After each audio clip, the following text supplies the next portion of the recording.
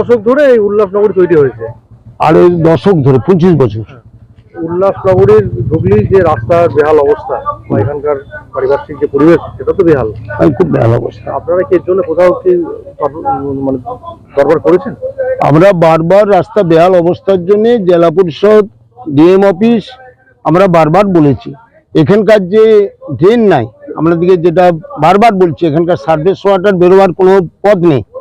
এখানকার যে আন্ডারগ্রাউন্ড সয়ারেজ ওয়াটারে বেরোবার কোনো পথ নেই, তার ফলে দূষণ ছড়াচ্ছে এই এলাকাতে।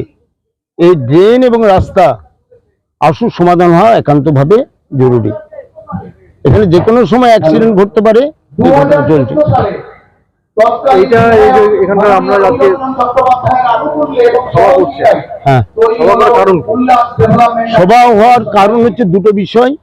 একটা হচ্ছে আমাদের গণতান্ত্রিক অধিকার, যেটা গত 4 বছর আমরা হারিয়েছি এখানকার মানুষ। আমরা 2022 সাল অবধি আমাদের নিজেদের মধ্যে এখানকার যে উল্লাস ডেভেলপমেন্ট অ্যান্ড কালচারাল সোসাইটি যেটা ছিল, তাকে বিগত সরকারের যে জেলা পরিষদ সেটাকে ক্লোজ করে এবান্ডেন করে দিয়েছে, দিয়ে একটা উল্লাস ওয়েলফেয়ার কমিটি গঠন করে দিয়েছে তাদের মর্জি মতো। সেই কমিটি ভেঙে দেওয়ার পক্ষে আমরা বলছি, ইমিডিয়েট ভেঙে দেওয়া হোক ওই উল্লাস ওয়েলফেয়ার কমিটি, এবং অবিলম্বে উল্লাস ডেভেলপমেন্ট অ্যান্ড কালচারাল সোসাইটি যে মাননীয় ডিএম অর্ডার দিয়েছিল 2025 সালে 22শে মে, তার মেমো নম্বর হচ্ছে 1195/BP 22/5/2025। এই মেমো নম্বরের নির্দেশ ছিল যে এজিএম মানে ক্যান্সেল করতে, সেই এজিএম কে পুনরায় করা। সেই এজিএম যেমন পুনরায় হয়, এখানকার মানুষ তারা গণতান্ত্রিক অধিকারের মাধ্যমে আবার কমিটি গঠন করতে পারে, সকল মানুষের গণতান্ত্রিক অধিকার যাতে সুরক্ষা করতে পারে, তার সাথে সাথে তার যে সমস্যাগুলো রয়েছে, পরিকাঠামোগত সমস্যা, পরিষেবাগত সমস্যা, সেগুলো যাতে সমস্যা সমাধান করতে পারে, তার জন্য আজকে আমরা সভা ডেকেছি। এখানে নিরাপত্তা নিয়ে অনেক সময় প্রশ্ন উঠেছে। হ্যাঁ, নিরাপত্তার নিয়ে সবচেয়ে যেটা বড় প্রশ্ন আমাদের, যে এখানে তো 4টে গেট, 2 নম্বর আর 1 নম্বর গেটের বাইরে যে আমরা সার্ভিস রোড রয়েছে জিটি রোডে, আপনারা যদি সন্ধ্যের দিক থেকে আসেন, সন্ধ্যে 7টা থেকে রাত্রি 10টা অবধি বাইরের ছেলে মেয়ের ওখানে মেলা হয়ে যায়, তারা খুব বিশৃঙ্খল অসভ্যতার মধ্যে থাকে, এবং আমাদের এখানকার সাধারণ নাগরিক তারা সান্ধ্যকালীন ঘোরাফেরা করতে ওখানে নিজেদেরকে খুব ভীত মনে করে, এই অবস্থায় চলে। আর সবচেয়ে বড় সমস্যা আরেকটা হলো, আমাদের এই যে 2 নম্বর গেটের বাইরে, আমার গ্যারেন্টি, খেয়ে দেখুন রাজনন্দিনী প্রিমিয়াম মিনিকেট রাইস, বাংলার নিজের চাল। রাজনন্দিনী মিনিকেট রাইস। আমাদের এই যে 2 নম্বর গেটের বাইরে যে জিটি রোড রয়েছে, এবং আপনারা দেখছেন এনএইচ আছে, ওখানে কোনো রকম ট্রাফিক কন্ট্রোল নাই, তার ফলে যে কোনো সময় অ্যাক্সিডেন্টের আমরা মুখোমুখি হচ্ছি, এবং এর আগে একজন মারাও গেছে আপনারা জানেন। তার ফলে দেখেছেন মাঝখানে ব্যারিকেডগুলো দিয়েছে, কিন্তু আমাদের সার্ভিস রোডে এত অনিয়মিতভাবে বিশৃঙ্খলভাবে বাইরের ছেলে মেয়ে এসে বসে, আমাদের এখানে নাগরিকরা ওই রাস্তায় সন্ধ্যের পর আর যেতে পারে না। এখানকার বিধায়ক মন্ত্রীও পেয়েছেন আপনারা? হ্যাঁ, আমরা আমাদের যে উল্লাস উপনগরটি বিধানসভা হচ্ছে উত্তরের আন্ডারে, বর্ধমান উত্তর বিধানসভা। এখানের যিনি বিধায়ক তিনি হচ্ছে নিশীথ কুমার মালিক। উনি আমাদের উল্লাসে আসেন না, উল্লাস সম্বন্ধে উনি এত যে বিগত দিনে 4 বছর যে আমাদের কষ্ট, উনি হচ্ছে তার মূল কারিগর নিশীথ কুমার মালিক। এখন আমরা যে বিধায়ক পেয়েছি, উনি বসবাস করেন এখানে, কিন্তু উনি হচ্ছেন দক্ষিণের বিধায়ক, বর্ধমান দক্ষিণের বিধায়ক। আমাদের উল্লাস যে উপনগরীর যে জায়গাটা বর্ধমান দক্ষিণের অন্তর্ভুক্ত নয়, কিন্তু উনি যেহেতু মন্ত্রী, উনি যেহেতু এখানে বসবাস করেন, ওনার কাছে বারবার অনুরোধ করছি আমাদের এই জায়গাটার নিরাপত্তাগত, পরিবেশগত, মানুষের গণতান্ত্রিক অধিকারগত এই জায়গাগুলো আমরা যাতে ফিরে পাই, সেই যোগ্যতা। আমার নাম হচ্ছে লক্ষ্মীনারায়ণ চ্যাটার্জি। আমি 2020-22 সালে 2020 থেকে 22 যে 2 বছরের যে কমিটি ছিল উল্লাস ডেভেলপমেন্ট অ্যান্ড কালচারাল সোসাইটি, আমি সেক্রেটারি ছিলাম।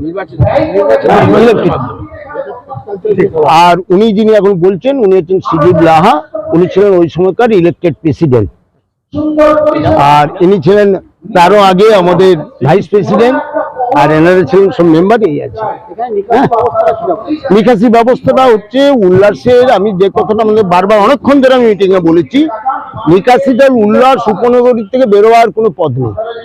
এই সমস্ত টাউন সার্ভিসের জল ডাউন হয়ে ওখানে একটা পরীক্ষার মতন আছে, দেখুন প্রায় 1 কিলোমিটার পরীক্ষা আছে। পরীক্ষাতে যে জলটা জমা হয় দিয়ে সেটা আস্তে আস্তে আস্তে করে টানে। বৃষ্টি হলে আমরা 1 ঘন্টার মতো আমরা বাইরে 3-4 ঘন্টা, মানে 3-4 ঘন্টা জল ওখানে থাকে। আমরা যেদিন বৃষ্টি করে এলেই দেখতে পাই না, আপনারা তো সাংবাদিক, আমরা দেখতে যান অনেক সময়, দেখবেন যে একবারে জল ওখানে নামতে অনেক দেরি, বেরোবার পথ নেই। এবং বেঙ্গল অমু যখন তৈরি করতে জেলা পরিষদকে ড্রেন তৈরি করার জন্য একটা টাকা দিয়ে গিয়েছিল, কিন্তু সে জল বেরোবার কোনো ব্যবস্থা নেই। আর আমাদের যেটা পানীয় জলের এখন দেখা দিচ্ছে একটি মাত্র জলের ট্যাঙ্ক।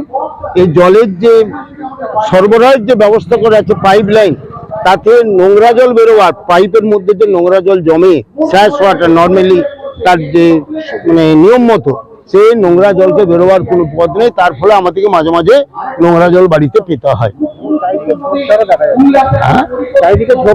আর ঝাপঝোপ, প্রচুর ঝোপঝাড় তো ফোন আপনি শিয়াল বাস করে দেখুন না, ওই যে পাই এটা পাবলিক পার্ক, ওই বাচ্চারা দেখুন দোলনা দুলছে, আমি দোলনাগুলো দেখছি যে ভেঙে পড়ে আছে। ওই দিকটা ঝোড় আছে, উল্লাস ওয়েলফেয়ার কমিটি কিচ্ছু করছে না। আমাদের উল্লাসের যে টাকা দিচ্ছে আমরা মাসে 550 কোটি টাকা, সেই নামটা পর্যন্ত চেঞ্জ করে দিয়েছে। মানে একটা অগণতান্ত্রিক একটা কমিটি তৈরি হয়েছে। আরুদা, মাছের চালটা একটু পাঠিয়ে দিও। আচ্ছা,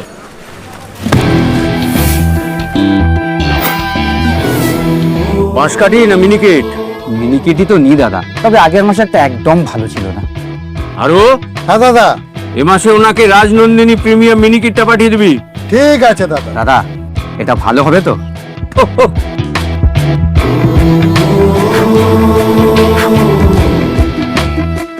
আমার গ্যারেন্টি, খেয়ে দেখুন। সবাই বলে সঠিক চাল সঠিক ভাত, আমি বলি ভালো চাল ভালো ভাত। রাজনন্দিনী প্রিমিয়াম মিনিকেট রাইস, বাংলার নিজের চাল। রাজনন্দিনী মিনিকেট রাইস, বাংলার নিজের চাল। তার ফলে সেখান থেকে পাশাপাশি যে মানুষরা এই উপনগরী বসবাস করেন প্রতিদিনে, তারাও খুব দূষণে আক্রান্ত হচ্ছেন। তাই গৃহস্থালির বর্জ্য পদার্থ বাইরে নিয়ে যাওয়ার কোনো ব্যবস্থা নেই, ড্রেনেজ জলের নিষ্কাশনের কোনো ব্যবস্থা নেই। আমাদের যে সোয়ারেজ যে ওয়াটার, অর্থাৎ স্নান করার পরে বা পায়খানা বাথরুম করার পরে যে জল, আমাদের নোংরা জল, যেটা আমাদের প্রত্যেকটা বাড়ির থেকে বেরিয়ে আন্ডারগ্রাউন্ড ড্রেনের মাধ্যমে আমাদের এখানে এসটিপি প্ল্যান্ট আছে, সেখানে পৌঁছায়। সেই এসটিপি প্ল্যান্টের নোংরা জল একটা সিস্টেমের ট্রিটমেন্ট হয় 3-4টে পদ্ধতিতে। তারপরে যেটা এক্সস্ট ফ্লুইড আসে, সেই ফ্লুইডটা মানে ওই জলটুকু, সেই ফিল্টার নোংরা জলটুকু বাইরে বেরোবার পথ আজও গত 25 বছরের মধ্যে প্রশাসন আমাদেরকে করে দিতে পারেনি। আমার কত বড় সমস্যা। আর সবচেয়ে আরেকটি সমস্যা আমি প্রথমেই বলেছি, রাস্তাঘাটে প্রায় 44,000 বর্গ মিটার পিচ রোড রয়েছে। মাঝে মাঝে জেলা পরিষদ এখানে কাজ করায়। 2023 সালে এপ্রিলে এই রাস্তাটুকু রিপেয়ার হয়েছিল, আপনারা দেখতে পাবেন। কাগজ কলমে অর্থ অনেক হয়তো প্রচুর ব্যয় হয়েছিল, কিন্তু 24 সাল থেকে দেখা গেল সমস্ত যে পিচ ছেড়ে কাপড়ের মতন পাথরগুলো উঠে গেল। এবং আজকে আপনারা দেখবেন, সামনে দেখতে পাবেন, আপনারা যদি হেঁটে চলাচল করেন, যারা বাইরে থেকে এসেছেন সাংবাদিক বন্ধুরা, তারা দেখতে পাবেন পাথরগুলো বড় বড় পাথর উড়ির মতন পড়ে আছে, যে কোনো সময় ওজুট খেতে পারে, দুর্ঘটনা ঘটতে পারে। এই মাঝে মাঝে হয় পথে, কিন্তু কাজগুলো যথারীতি হচ্ছে কিনা প্রশাসন থেকে কোনো রকম দেখা হয় না। তার ফলে কাজগুলো নামে কাজ হয়, কিন্তু কাজের কাজ হয় না। এইটাই হচ্ছে আমাদের এই উপনগরী নাগরিকদের সবচেয়ে দুঃখের বিষয়। এটা হচ্ছে এখানকার মানুষদেরকে যদি বাড়ি করতে হয়, সব থেকে আশ্চর্যের কথা, তাদেরকে 5টা জায়গায় তাদেরকে ওই বাড়ি করার অনুমতি ফিস দিতে হয়। প্রথমে দিতে হয় জেলা পরিষদকে প্লটের উপরে এনওসি নেওয়ার জন্য একটা ব্যাপক অঙ্কের টাকা, যেটা আগে এই গত বছর অবধি ছিল কাঠায় 10,000, এবছর নাকি ওটা আরও বেড়ে গেছে কাঠা। অর্থাৎ একটা ব্যক্তি 4 কাঠাতে যদি বাড়ি প্রথমে শুরু করেন, বাড়ি তৈরি প্লটের উপরে এনওসি নেওয়ার জন্য তাকে 40,000 টাকা জেলা পরিষদে দিতে হবে। তারপর প্ল্যানটা তৈরি করার পর বিডিএতে জমা দিতে হবে। বিডিএতে তার যেটা সরকারি নিয়ম আছে সেই টাকাটা উপরে তিনি স্কোয়ার মিটার হিসেবে নেবে বিডিএ সংস্থা। তারপরে সে বিডিএ প্ল্যান হওয়ার পর দোতলা অবধি যদি বাড়ি থাকে সে প্ল্যান যাবে আমাদের বর্ধমান 2 নম্বর ব্লক অফিসে বিডিওর কাছে, সেখানেও তারা অনুমোদন ফিস একটা নেবে। তারপরে সেই ব্যক্তিটি বা প্লট হোল্ডারটি তার বাড়ি করার অনুমতি পায়। সাথে সাথে আমাদের পাশে যে দুটো পঞ্চায়েত আছে, বৈকুণ্ঠপুর 1 এবং বৈকুণ্ঠপুর 2, তারা বাজার মূল্য দরে তারা প্রত্যেকের কাছ থেকে তাদের প্রত্যেক বছরকার তাদের গৃহ ও ভূমি কর এখানে আরোপিত করে। বৈকুণ্ঠপুর 1 নম্বর গ্রাম পঞ্চায়েতকে বলে বলে তাদেরকে একটা আমাদের গ্রহণযোগ্য জায়গা আনতে পেরেছি, কিন্তু বৈকুণ্ঠপুর 2 নম্বর গ্রাম পঞ্চায়েত এখনও অবধি আমাদের প্লটগুলোর উপরে তারা গৃহ ভূমি কর সেই মার্কেট ভ্যালু গভর্নমেন্টের যেটা রয়েছে তার উপরে আরোপিত করছে। তার ফলে আমাদের এখানকার মানুষকে প্রতি বছর যার রয়েছে 2 কাঠা বা 3 কাঠা জায়গা 5,000, 7,000, 8,000 করে একটা ট্যাক্স দিতে হয়। তাহলে এগুলোর থেকে নিষ্কৃতি পাওয়ার আমরা আজকে পথ খুঁজছি। আর তারপরে সবচেয়ে মুশকিল হলো যে দোতলা বাড়ি অবধি করলে বিডিও অফিস অবধি ওটা আমাদের টাকা দেওয়া শেষ হলো। তারপর গ্রাম পঞ্চায়েতকে একটা এনওসি পাওয়ার জন্য আবার দিতে হয় টাকা। তাহলে আমাদের গেল প্রথমে জেলা পরিষদ, তারপর বিডিএ, তারপরে বিডিও, তারপর গ্রাম পঞ্চায়েত। গ্রাম পঞ্চায়েতের এনওসি, আবার প্লটের উপরে ওই ট্যাক্স যেটা আমি বললাম যে আপনার গৃহ ভূমিকরের উপরে আবার একটা ট্যাক্স দিতে হয়।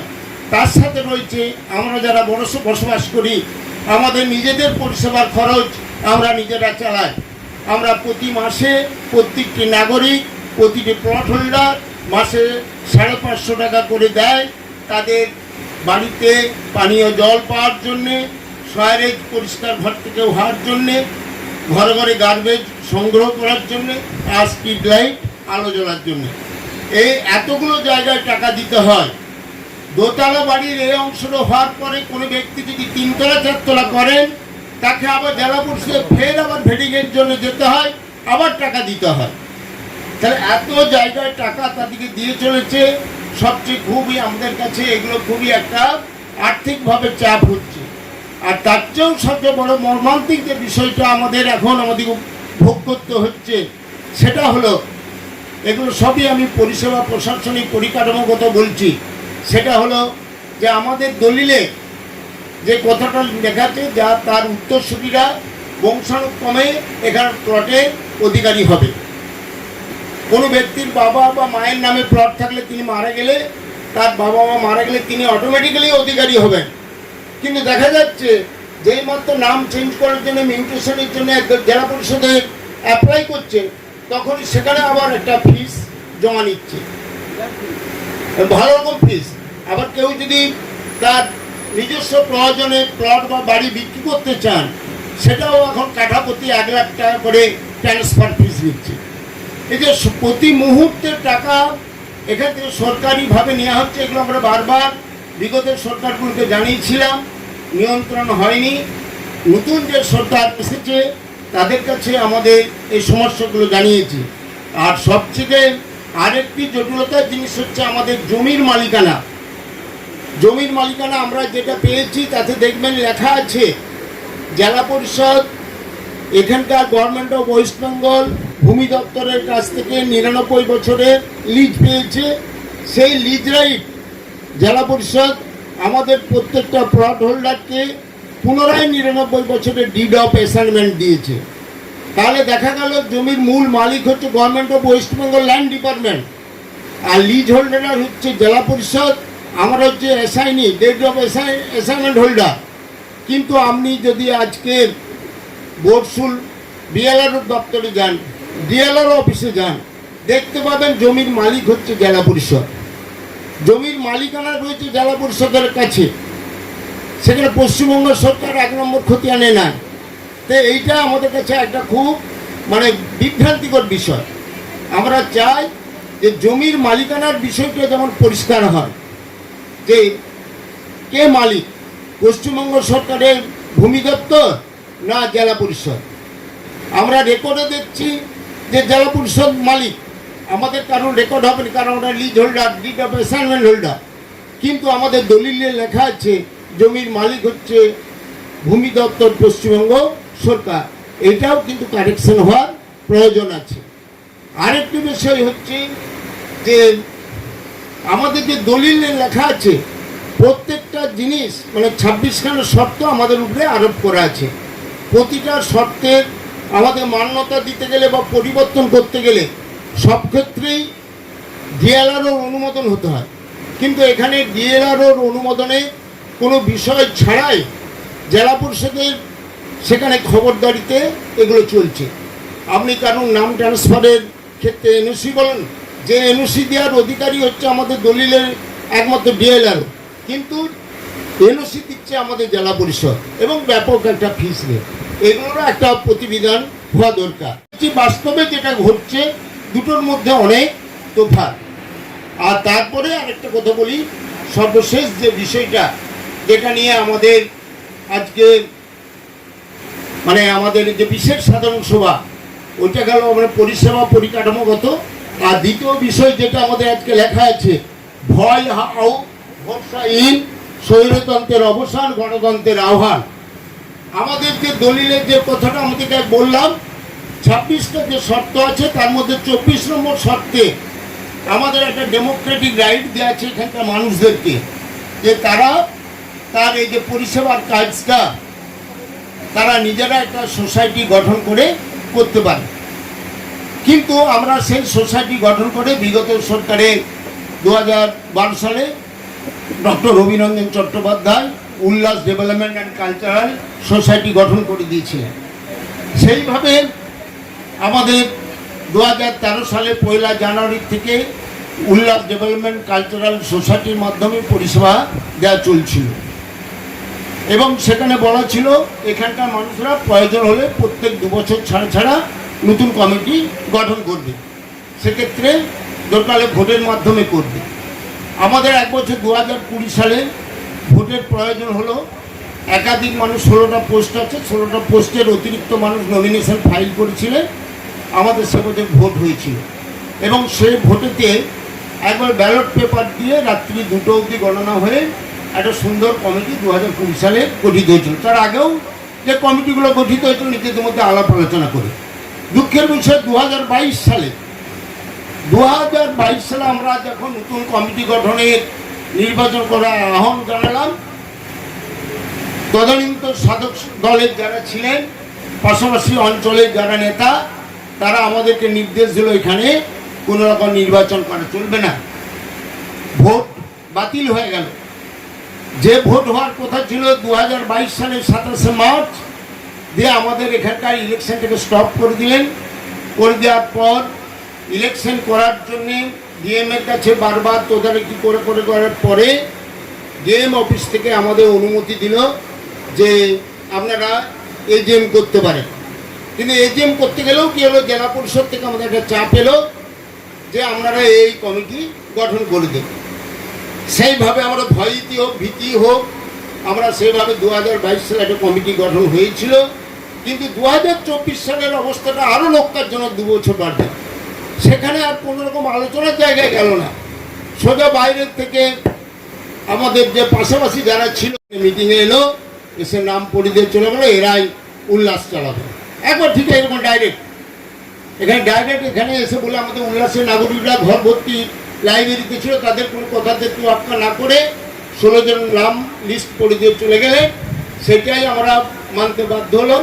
আমাদেরও কিছু প্রতিবেশী খুব দুঃখ লাগে, শিক্ষিত প্রতিবেশী, এখানে অধিকাংশ মানুষ চাকরিজীবী শিক্ষিত ব্যবসায়ী করে, তারা ক্ষুদ্র স্বার্থের লোভে তাদেরকে তারাই ডেকে এনেছিলেন, দিয়ে ওই কমিটিকে মেনে ওনারা আমাদেরকে চাপিয়ে দিলেন 2024 সালে যে আমরা সেই কমিটির এগেনস্টে সোসাইটি, কারণ কোনো রকম মেম্বারশিপ করেনি, ফরম হয়নি, এজিএম হয়ে গেল, কমিটি গঠন হয়ে গেল, জেলা পরিষদ মেনে নিল, কিন্তু আমরা ছাড়বার পাত্র নয়।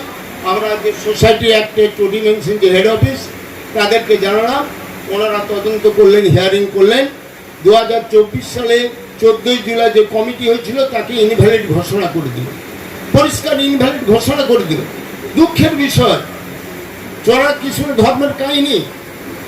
জেলা পরিষদকে সুযোগ দিয়েছিল প্রশাসন যে এটাকে সংশোধন করতে, তারা বলল আমরা পুনরায় আবার এজিএম করুন। যে এজিএমটাতে ইনভ্যালিড ঘোষণা হলো, যে এজিএমটা হয়েছিল বিনা মেম্বারশিপ নিয়ে, যে এজিএম হয়েছিল কোনো রকম করাম না করে, সেই এজিএমটাকে যখন ইনভ্যালিড ডিক্লেয়ার করলো আর একটা অর্ডার দিল যে আপনারা এখানে পুনরায় এজিএম করুন। কিন্তু দুঃখের বিষয়, তদানীন্তন যারা ওই ক্ষমতা পেয়েছিলেন তারা ওই পথে গেলেন না।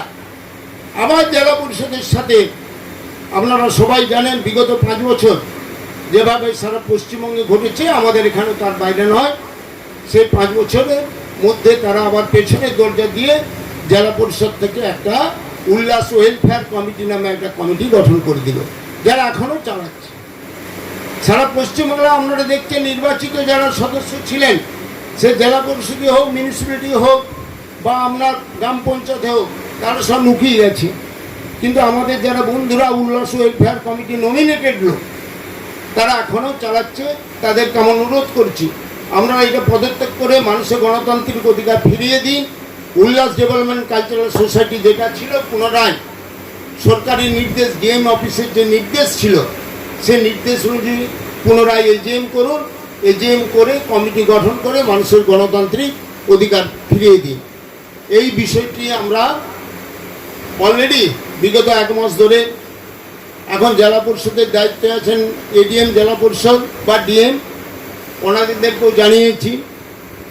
আমরা আমাদের এখানে যে মাননীয় মন্ত্রী মহোদয়া আছেন মৌমিতা বিশ্বাস, ওনাকে শিল্প বাণিজ্য বিজ্ঞান ও প্রযুক্তি দপ্তরের প্রতিমন্ত্রী, ওনাকেও বিষয়টা জানিয়েছি। আপনাদের মাধ্যমে, গণমাধ্যমে জানানোর বা মানুষের মধ্যে এটা আমাদের সকলকার আগে আকুতি ইচ্ছা, আমাদের গণতান্ত্রিক অধিকারটা ফিরিয়ে দিন। কারণ এখানকার পরিষেবা পরিচালনা ব্যবস্থা জন্য বাইরের থেকে কোথাও একটা পয়সা আসে না।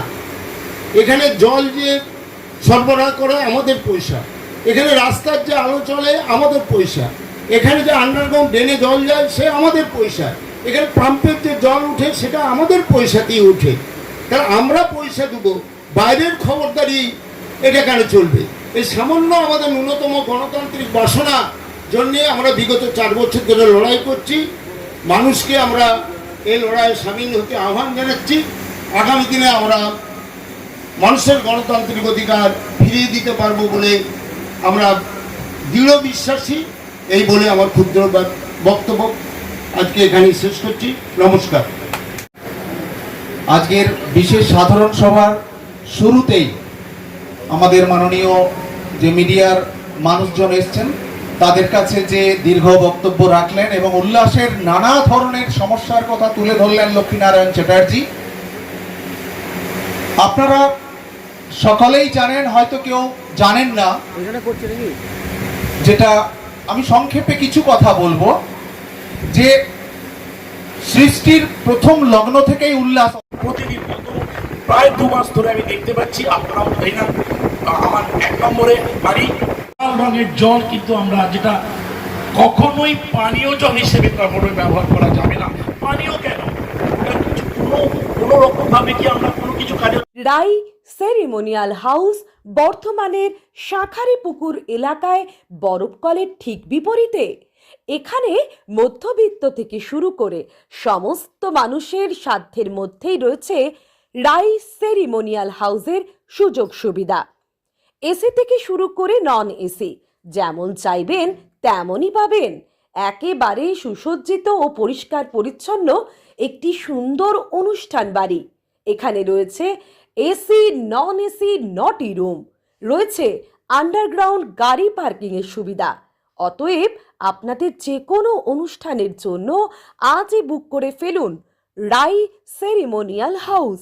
মনে রাখবেন, রাই সেরিমোনিয়াল হাউস বর্ধমানের শাঁখারীপুকুর এলাকায় বরফকলের ঠিক বিপরীতে। আজকে আমরা চলে এসেছি রাজলক্ষ্মী কনস্ট্রাকশনের নিউ প্রজেক্ট রাজ ইনক্লেভসে।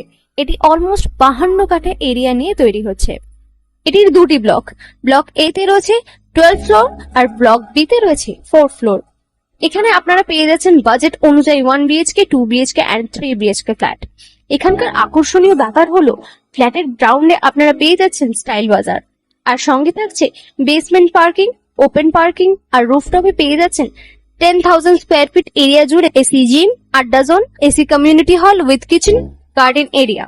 আর 24/7 আপনারা পেয়ে যাচ্ছেন CCTV security, water supply, power backup, common utilities, maintenance office, আরো কত কি। আর তাছাড়াও আপনারা পেয়ে যাচ্ছেন ব্লক বি তে সুইমিং পুল ফেসিলিটিস। বাইরে থেকে তো আপনারা অলমোস্ট সবই দেখলেন, এবার পালা আপনাদের একটা রুম ট্যুর দেওয়ার। এটা হলো 3 BHK, 1187 স্কোয়ার ফিট। এখানে আপনারা পেয়ে যাচ্ছেন 3টে বেডরুম।